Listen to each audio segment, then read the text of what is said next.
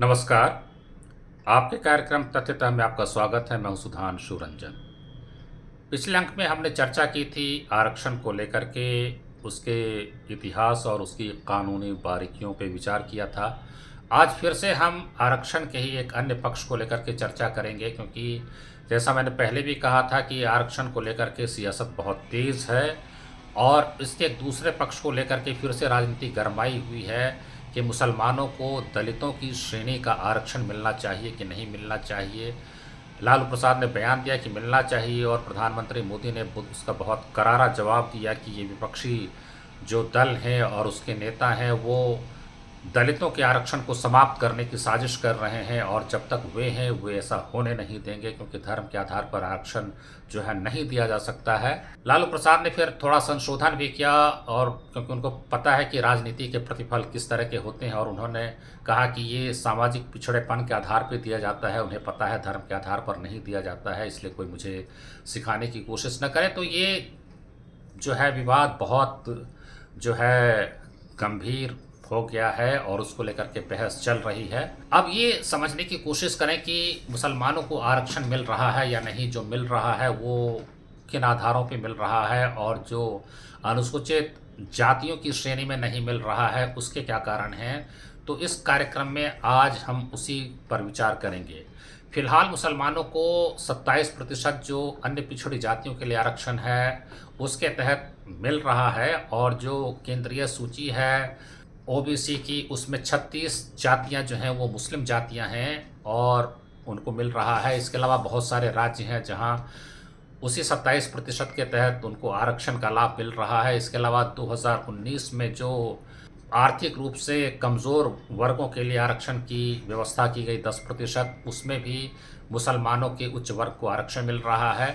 साथ ही जो अनुसूचित जनजातियां हैं वहाँ भी कोई दिक्कत नहीं है, क्योंकि बहुत सारी ऐसी जातियां हैं जो अनुसूचित जातियों में शामिल हैं लेकिन मुसलमान हैं। उसका सबसे बड़ा उदाहरण है लक्षद्वीप।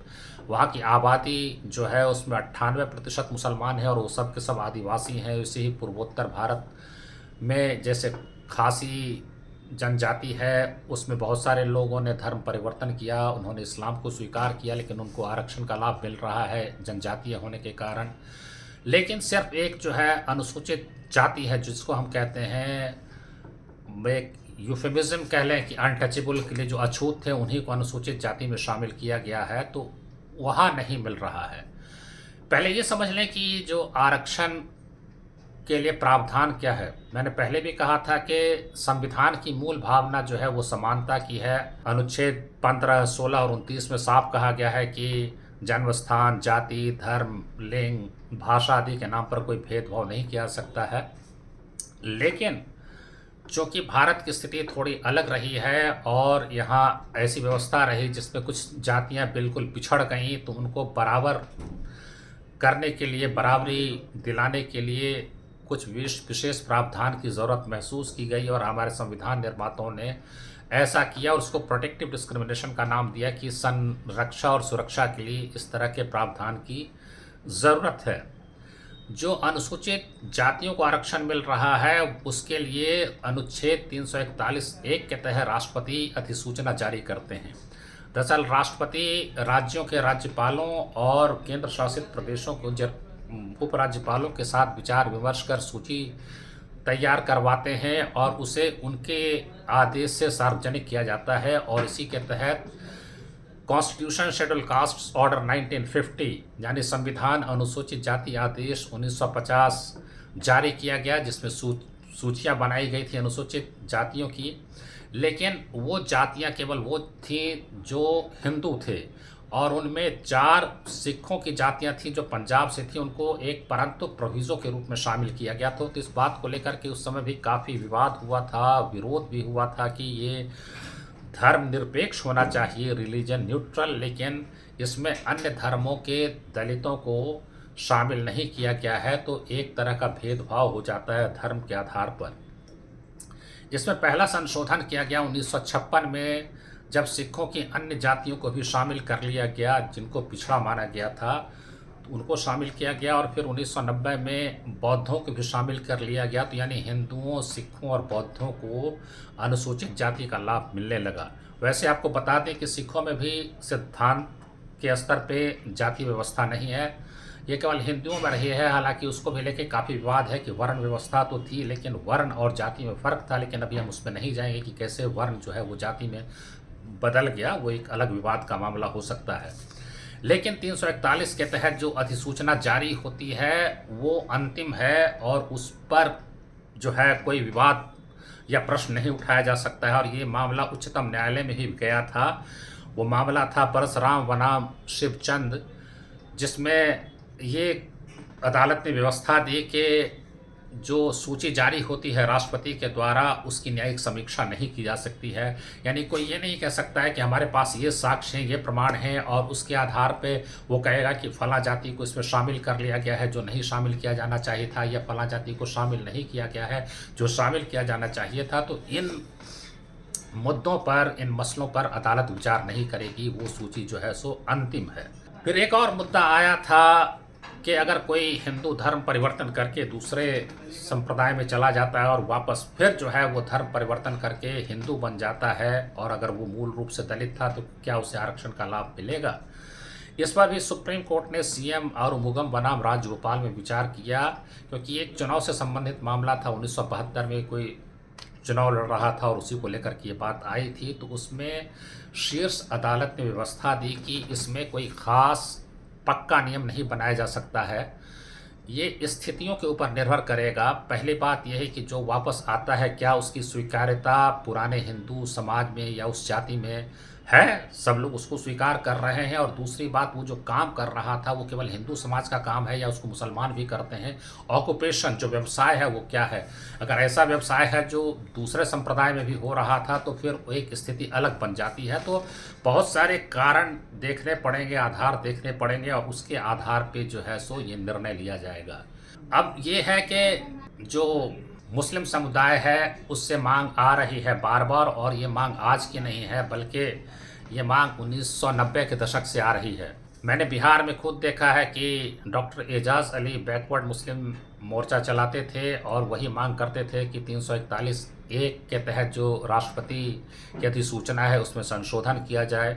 फिर अली अनवर अंसारी भी मसावात की जंग चला रहे थे, यानी बराबरी की लड़ाई लड़ रहे थे, और उनका भी जो था पसमानदा मुस्लिम महाज वो चलाते थे कि बहुत सारे पसमानदा हैं, पिछड़े मुसलमान हैं और उनको हक मिलना चाहिए।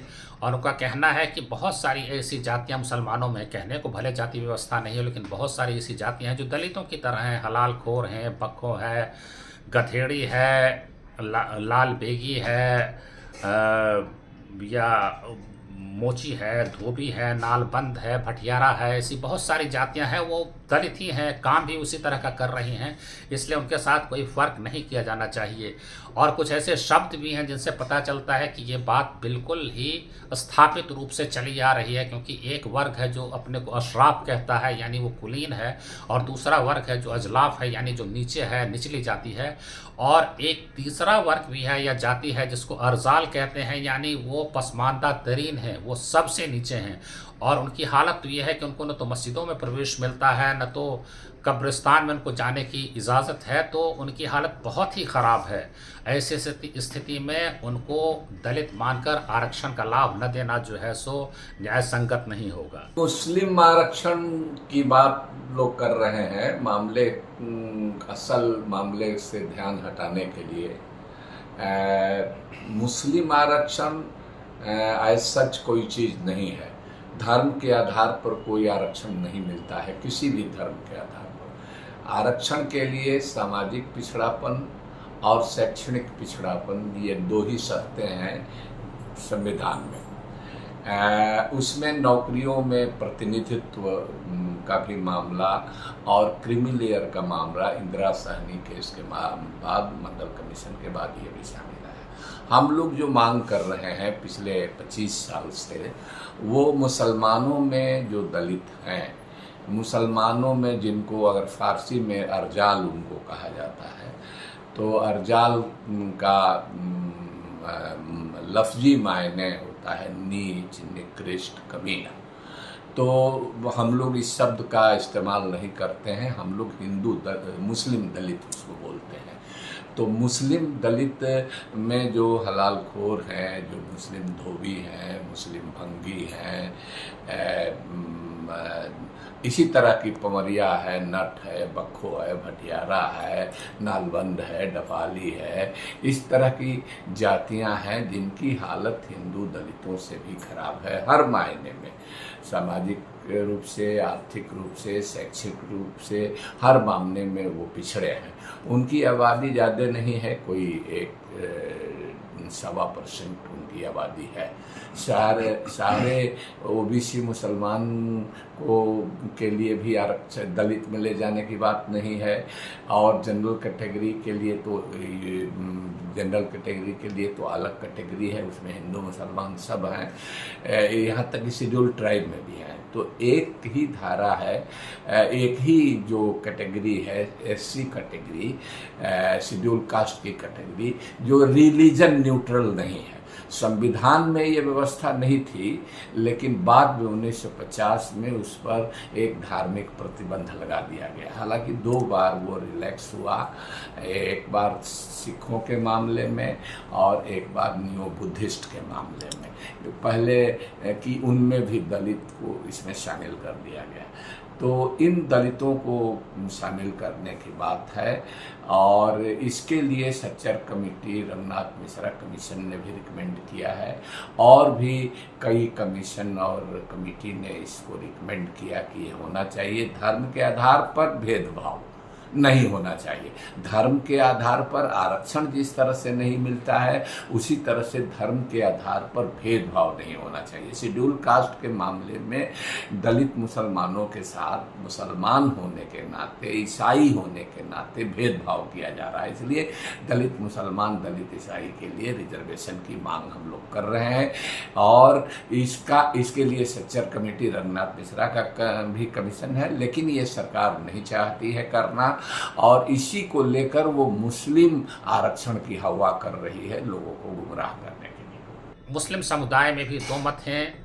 पहले तो काफ़ी इसको लेकर के एक वर्ग बड़ा उग्र था, जो इमाम थे, मौलवी, मौलाना, उनका ये कहना था कि चूंकि इस्लाम में जाति व्यवस्था नहीं है, इसलिए जाति के आधार पर आरक्षण गलत होगा, लेकिन पूरे मुस्लिम समाज को पिछड़ा मान करके आरक्षण दिया जाना चाहिए, टोटल मुस्लिम रिजर्वेशन। वो पूरा समाज ही जो है सो आर्थिक, सामाजिक, शैक्षणिक रूप से पिछड़ा हुआ है, और इस आधार पर मिलना चाहिए, लेकिन जातीय व्यवस्था नहीं है।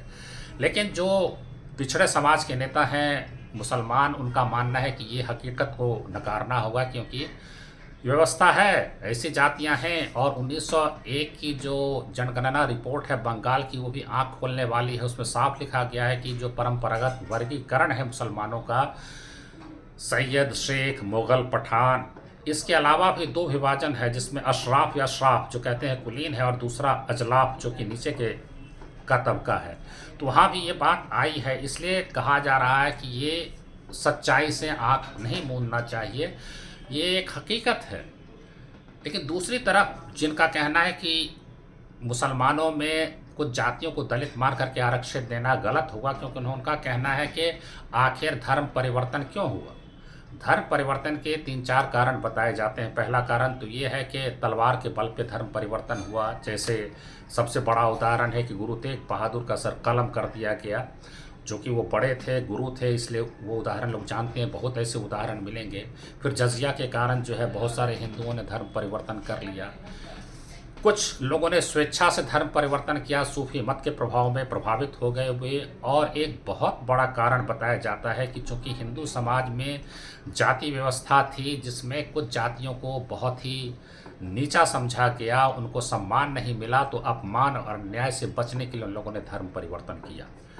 तो यही बात उठती है कि क्या अगर अन्याय और अपमान से बचने के लिए उन्होंने धर्म परिवर्तन किया, तो दूसरे धर्म में जाने के बावजूद उसी तरह का अन्याय उनके साथ होता रहा, जो ऑस्ट्रिसिज्म है, जो उनको समाज से बाहर रखने वाली बात है, वहाँ भी वो चलती रही। और अगर ऐसा है तो केवल हिंदू समुदाय को ही इसके लिए क्यों बदनाम किया जाए। तो ये सारे तर्क जो हैं दिए जाते हैं उसके पक्ष में या उसके विरोध में, लेकिन बात घूम फिर करके फिर आती है कि अगर अन्य पिछड़ी जातियों के तहत कुछ मान लिया गया कि हाँ ये जातियाँ मुसलमानों में पिछड़ी हैं तो फिर उनको दलित मानने में क्या दिक्कत है। ये सारी बातें जो है सो बार बार आ रही हैं और ये बात संविधान सभा में भी आई थी। उस समय भी ये बात थी कि क्या अल्पसंख्यकों को भी आरक्षण दिया जाना चाहिए, तो उसका जवाब ये दिया गया था कि अगर उन्हें चाहिए तो ये मांग अल्पसंख्यकों की ओर से ही आनी चाहिए, लेकिन अक़लियतों की ओर से ऐसी कोई मांग नहीं आई।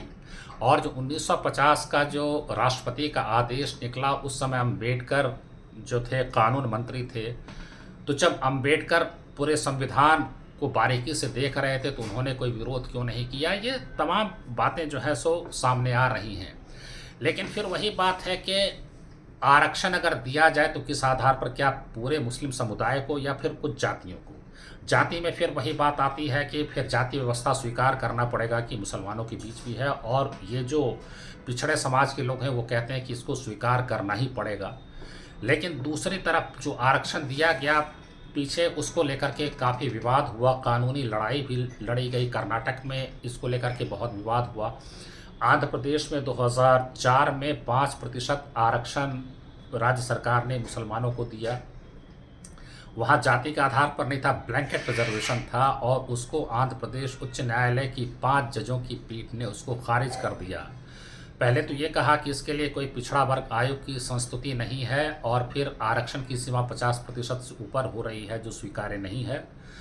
तो इसके बाद राज्य सरकार ने एक अध्यादेश जारी किया और उसमें पिछड़ा वर्ग आयोग की संस्तुति भी ले ली गई कि हाँ उनको आरक्षण मिलना चाहिए। लेकिन फिर उसको आंध्र प्रदेश उच्च न्यायालय में चुनौती दी गई, और इस बार उच्च न्यायालय ने उसको इस आधार पर खारिज किया कि जो आधार हैं वो अवैज्ञानिक हैं और त्रुटिपूर्ण हैं।